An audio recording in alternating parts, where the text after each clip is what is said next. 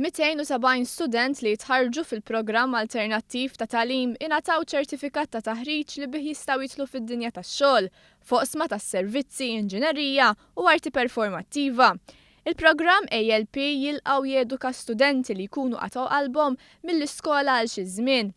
Il-jum tal-erba' kien jum ta' sodisfazzjon kif dawn l-istudenti kisbu ċertifikat wara tant ħidma. Fost il-270 student, 7 studenti netaw l-skill card li permezz tagħha jistgħu jaħdmu fil-kostruzzjoni. L-istudenti talmu kif jagħmlu xogħol ta' tikħil, żebba u manutenzjoni tal-post, filwaqt li netaw taħriġ dwar is-saħħa u s-sigurtà fuq postijiet tax-xogħol tal-kostruzzjoni.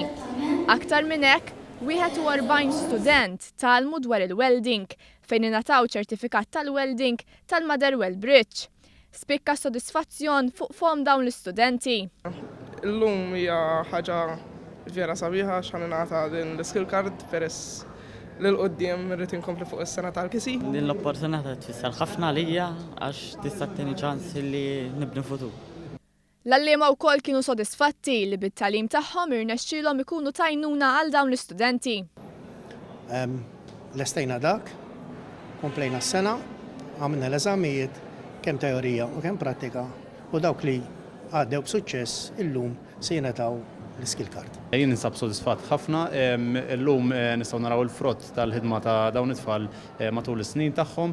Il-Ministru għall-Edukazzjoni Evarist Bartolo faħħar dan il-programm li joffri opportunitajiet alternattivi lil dawn l-istudenti. Programm li joffra skop ieħor lil dawn l-istudenti u ma ntilfux fis-sistema edukattiva. Dan huwa mument sabiħ fejn dan iċ-ċentru ta' programm edukattiv alternattiv qed jagħti tagħmid ġodda lill-istudenti tagħna, studenti li qabel kienu jiġu mormija għax kienu jersqu għall-eżamijiet tas-sekk jew jekk kienu jersqu ma kinux jgħaddu.